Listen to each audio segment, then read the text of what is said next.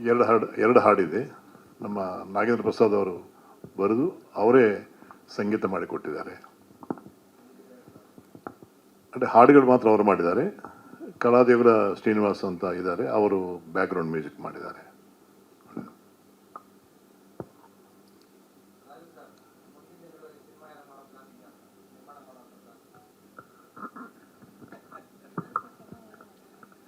ಸಮಾಜಕ್ಕೆ ಒಳ್ಳೇದಾಗೋದಾದರೆ ಯಾರೋ ಒಬ್ಬರು ಪ್ರಾಣ ಉಳಿಸ್ಬೇಕು ಕೂತಿದ್ರೆ ವೈದ್ಯನಾಗಿ ನಾನು ಯಾವತ್ತೂ ಅಷ್ಟೇ ಜೀವನದಲ್ಲಿ ಅಳ್ಕೋದು ಬೇಕಾಗಿಲ್ಲ, ಹಂಚೋದು ಬೇಕಾಗಿಲ್ಲ.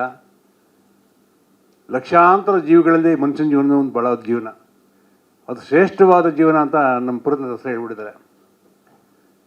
ಇಂತಹ ಒಂದು ಕಥೆ ಇಟ್ಕೊಂಡಾಗಿರಲಿ ಅಥವಾ ಮುಂದೆ ಸಾಯಿ ಪ್ರಕಾಶ್ ಅವರು ಒಂದು ಒಳ್ಳೆಯ ಚಿತ್ರಗಳನ್ನ ಮಾಡ್ತೀವಿ ಅಂದರೆ ಸಮಾಜಕ್ಕೊಂದು ಮೆಸೇಜ್ ಹೋಗಬೇಕು, ಅದರಿಂದ ಯಾರೋ ಒಬ್ರಿಗೆ ಒಳ್ಳೇದಾಗಬೇಕು. ಇದರಲ್ಲಿ ಹಣ ಮಾಡಬೇಕು ಅಂತ ಒಂದು ಉದ್ದೇಶ ಖಂಡಿತ ಇಲ್ಲ. ಯಾಕೆಂದರೆ ಅದ್ರ ಬಗ್ಗೆ ಯೋಚನೆ ಮಾಡೋಕ್ಕೆ ಹೋಗ್ತಾ ಇಲ್ಲ. ಯಾಕೆಂದ್ರೆ ನಾವು ಇವತ್ತೇನು ಜೀವನದಲ್ಲಿ ಮುಂದೆ ಬಂದಿದ್ದೀವಿ ಅಂದರೆ ಅವತ್ತು ನೋಡ್ಬೇಕಾದ್ರೆ ಅನೇಕ ಥರದ ಕಷ್ಟಗಳನ್ನ ನಾನು ಕಣ್ಣಾರೆ ನೋಡಿದ್ದೀನಿ. ಯಾಕೆಂದರೆ ಕಳೆದ 40 ವರ್ಷಗಳಿಂದ ನಾನು ವಿಜಯನಗರದಲ್ಲಿ ಹಾಸ್ಪಿಟಲ್ ಮಾಡಿದೆ. ಅಲ್ಲಿ ಅನೇಕ ಪೇಷಂಟ್ಗಳು ನೋಡಿದೆ. ಎಸ್ಪೆಷಲಿ ತುಂಬ ಬಡ ಸ್ಥಿತಿಯಲ್ಲಿ ಕಷ್ಟದಲ್ಲಿದ್ದಾಗ ತುಂಬ ಜನ ಯಾಕಪ್ಪ ಬೇಕು ಅನ್ನೋ ರೀತಿಯಲ್ಲಿ ಯೋಚನೆ ಮಾಡ್ತಾರೆ. ಅಂದರೆ ಜೀವನದಲ್ಲಿ ಖುಷಿ ಕೊಡೋದು ಇರಬೇಕು. ಸಾಯಿ ಪ್ರಕಾಶ್ ಅದೇ ಹೇಳಿದೆ, ಬರೀ ದುಃಖನೇ ತೋರಿಸ್ಬೇಡಿ ಸರ್, ಸ್ವಲ್ಪ ಖುಷಿನೂ ಕೊಡಿ ಅಂತ. ಯಾಕೆಂದ್ರೆ ಜೀವನದಲ್ಲಿ ನಮಗೊಂದು ಖುಷಿ ಇದ್ರೇ ಜೀವನ. ಹುಮ್ಮಸ್ಸು ಇರ್ಬೇಕಾದ್ರೆ, ಒಂದು ಉತ್ಸಾಹ ಇರ್ಬೇಕಾದ್ರೆ, ಒಂದು ಚೈತನ್ಯ ಬರಬೇಕಾದ್ರೆ ನಮಗೊಂದು ಕನಸು ಬೇಕು. ಆ ಕನಸನ್ನು ಸಾಕಾರ ಮಾಡಬೇಕಾದ್ರೆ ಒಂದು ಕತೆ ಬೇಕು. ಆ ಕತೆ ಈಗ ನಾವು ಬರೀ ಕಾದಂಬರಿ ಓದೋದ್ರಿಂದ ಆಗಲಿ, ಮೊಬೈಲ್ ಓದೋದ್ರಿಂದ ಆಗಲಿ ಆಗಲ್ಲ.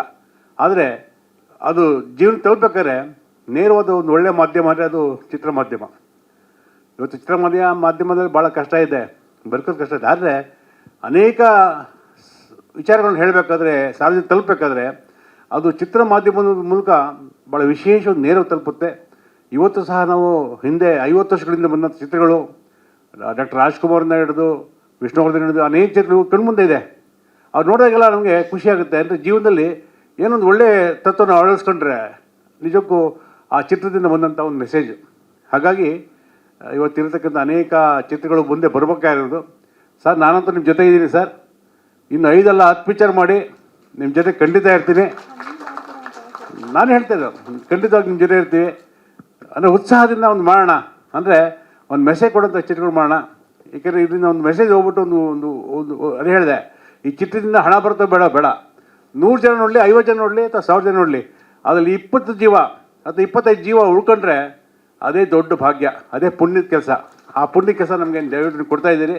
ಅನೇಕ ಕಲಾವಿದರು, ವಿಶೇಷವಾಗಿ ರಮೇಶ್ ಭಟ್ ಅವರು, ಶಿವಕುಮಾರ್ ಅವರು, ಶ್ರೀಮತಿ ಶಿವಕುಮಾರ್ ಅವರು, ನಮ್ಮ ಎಲ್ಲ ಕನ್ನಡಿಗರು ತುಂಬ ಜನ ಇದ್ದಾರೆ. ನಿಜಕ್ಕೂ ಅವ್ರು ನೋಡೋಕೆ ಭಾಳ ಖುಷಿಯಾಗುತ್ತೆ. ದೊಂಬ ಕೃಷ್ಣ ಅವರು, ಅನೇಕ ಪ್ರತಿಭೆ ಉಳಿದಕ್ಕಂಥ ಕಲಾವಿದರಿದ್ದಾರೆ. ದೊಡ್ಡ ದೊಡ್ಡ ಕಲಾವಿದರು ಬೇಡ, ದೊಡ್ಡ ದೊಡ್ಡ ಹೀರೋಗಳು ಬೇಡ, ಹೀರೋಯಿನ್ಗಳೇ ಬೇಡ.